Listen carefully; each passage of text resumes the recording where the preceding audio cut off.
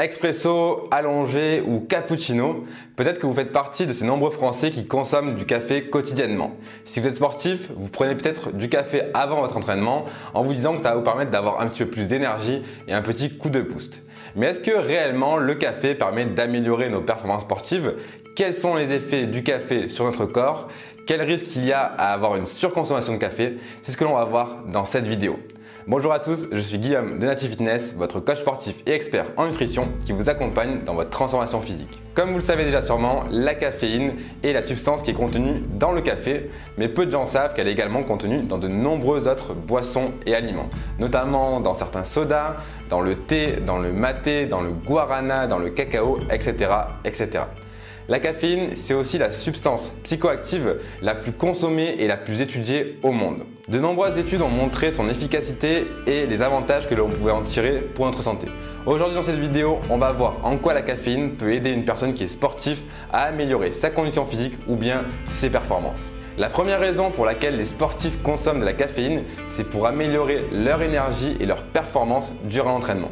En effet, la caféine est une substance qui va agir directement sur notre système nerveux en bloquant certains récepteurs. Cela va avoir pour effet d'augmenter l'activité nerveuse en libérant plus d'adrénaline et de dopamine. Dans le corps, ça va se ressentir par une augmentation du rythme cardiaque, une augmentation de la pression artérielle, une augmentation de l'apport en sang aux muscles, etc., etc. Ces augmentations de notre système cardiovasculaire, ça va permettre d'amener plus d'oxygène et de nutriments aux muscles et donc d'avoir de meilleures performances pendant notre entraînement. En plus de ça, si vous avez déjà consommé de la caféine avant votre entraînement, vous avez dû vous apercevoir que vous étiez plus concentré, vous aviez un meilleur focus durant votre entraînement.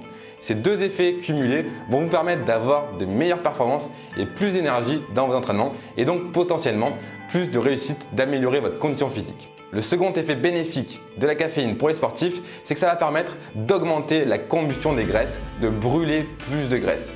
C'est d'ailleurs pas pour rien que la plupart des compléments alimentaires de type brûle-graisse contiennent en majorité de la caféine. Lorsque l'on parle de brûler de la graisse, on imagine que notre corps va directement aller chercher l'énergie dans les tissus adipeux. En réalité, ça ne se passe pas réellement comme ça. Pour que le corps puisse accéder à cette énergie-là, il faut d'abord libérer la graisse des tissus adipeux dans le sang sous forme d'acides gras dits libres. C'est le fait d'avoir des graisses libérées dans le sang qui sont accessibles au corps pour avoir de l'énergie. La première chose à faire donc si vous souhaitez brûler de la graisse, c'est de stimuler la dégradation des tissus adipeux afin d'augmenter la libération des acides gras dans le sang. Ce processus, il a un petit nom scientifique qui s'appelle la lipolyse et c'est exactement ce que la caféine fait. Donc maintenant qu'on a libéré le gras des tissus adipeux pour avoir des acides gras, le corps peut l'utiliser sous forme d'énergie grâce à un processus qu'on appelle la thermogénèse. Il y a plusieurs études scientifiques qui ont montré que la caféine permettait d'augmenter la thermogénèse. En d'autres termes, consommer de la caféine permet de dire à votre corps de brûler plus de calories. L'étude a montré que consommer 2 à 3 tasses de café avant son entraînement permettait d'augmenter d'environ 15% la consommation de calories de notre corps. Attention cependant, il y a quand même un effet négatif à tout ça.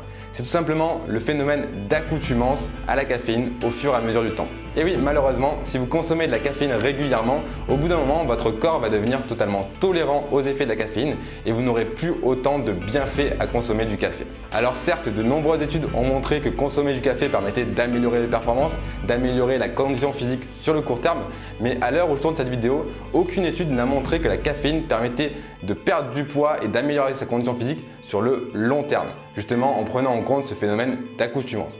Mon conseil, ce sera donc que si jamais vous avez un petit coup de fatigue, vous pouvez bien évidemment consommer du café avant votre entraînement, mais attention à ne pas tomber dans la surconsommation de café, auquel cas cela ne servirait plus à rien et vous risquez même d'avoir plusieurs effets secondaires. Dites-moi d'ailleurs dans les commentaires si vous consommez du café et si oui, combien de café par jour.